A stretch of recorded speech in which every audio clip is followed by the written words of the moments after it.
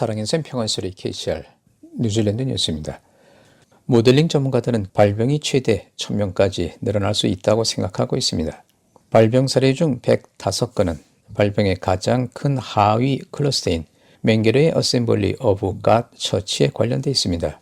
5개의 역학적으로 연결된 다른 하위 클러스터가 확인되었으며 두 번째로 큰 버켄헤드 소셜 클러스터는 약 36건이고 나머지 4건은 10건 이하입니다. 공정보건당국자들은 현재 거의 500곳의 관심 장소를 확인했으며 그중 대부분은 오클랜드에 있으며 일부는 웰링턴, 코르만델, 북섬의 여러 작은 마을에서도 확인됐습니다. 스콧 모리슨 호주 총리가 뉴질랜드가 지역사회에서 델타를 제거할 수 없다고 시사하자 키들은 분노와 결단력으로 대응했습니다. 화요일에 모리슨은 나인 뉴스에서 뉴질랜드에서 이전의 모든 코비드-19 발병을 진압하는 데 효과적이었던 뉴질랜드 제거 전략이 훨씬 더 전염성이 높은 델타 변종에 직면하여 터무니없다고 말했습니다. 모리슨은 또한 델타 변종에 대한 제거 전략을 동굴에서 생활하는 것에 비유했습니다. 그러나 키들은 여기 상황에 대한 모리슨의 패배주의적 평가를 거부하고 소셜미디어를 통해 그의 발언에 응답했습니다. 한 트위터 사용자는 뉴질랜드인의 100%가 코비드를 다시 박살내기를 원하도록 해준 스콧 모리슨에게 개인적으로 감사하다고 썼습니다. 다른 키들은 친절하게 응대했습니다.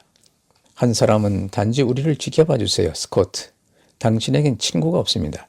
우리는 우리를 위해 그렇게 할 뿐만 아니라 단지 당신이 틀렸다는 것을 증명하기 위해서라도 할 것이라고 말했습니다.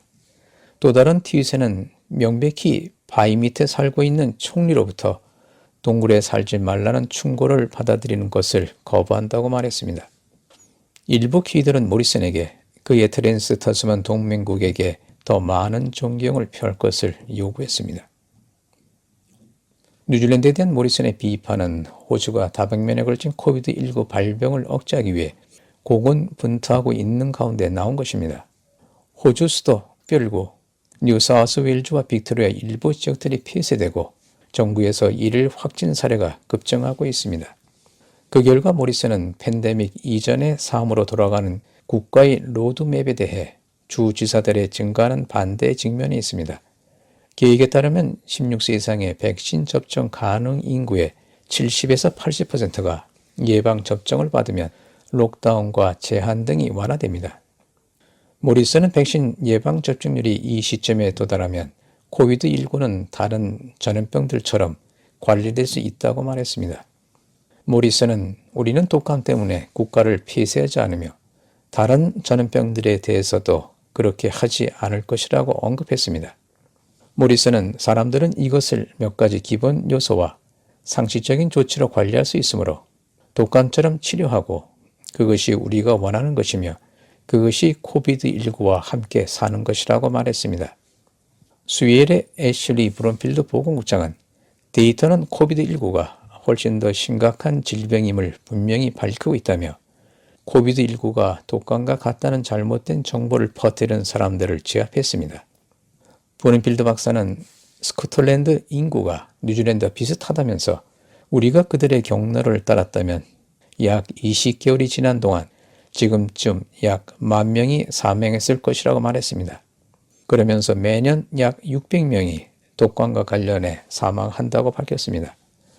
브룬필드 박사는 코비드-19와 독감과의 치명성에는 엄청난 차이가 있다고 언급하면서 코비드-19는 훨씬 더 심각한 질병이며 심지어 현재 영국에서도 높은 백신 예방 접종률과 함께 감염률을 감안하면 뉴질랜드에서 하루 약 9명에서 10명이 사망한 것과 같다고 말했습니다.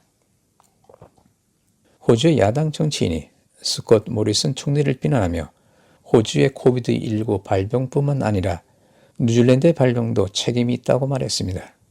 호주에 폐쇄된 뉴사우스주에서 수요일 하루에만 919명의 새로운 코비드-19 사례가 나왔습니다. 호주 노동당의 크리스티나 케닐리 상원의원은 뉴사우스웨일즈 발병이 모리슨의 잘못이라고 말했습니다. 케닐리는 캔버라에서 기자들에게 우리는 여기 호주에서 국가의 절반이 폐쇄됐고 서부 시드니는 호주에서 본 것 중 가장 가혹한 폐쇄 조건에 있고 이제 뉴질랜드까지도 코로나 발병을 가지고 있다고 언급하면서 이것은 모리슨의 잘못이고 이것이 모리슨의 봉쇄라고 비난했습니다. 남태평양계 보건 서비스 기관들은 델타 변이가 남태평양계에서 빨리 확산되고 있다고 하며 지난 몇 달 동안 백신과 경계주의를 소리했다고 정부를 비난했습니다. 전국적으로 패시피카들의 백신 접종률이 가장 저조하면서 그 원인에 대해 백신 접종 센터를 충분히 제공하지 않은 정부의 탓이라고 지적했습니다. 어제 코비드19 대응부 크리스 히키스 장관은 이와 같은 주장을 무시하면서 정부는 남태평양계 보건 서비스 기관들과 좋은 관계를 유지하고 있으며 커뮤니티 지도자들과 보건부와 제대로 소통이 되지 않았다고 말했습니다. 코비드19 록다운으로 일부 학생들의 NCEA 평가일이 지연 조정됐습니다.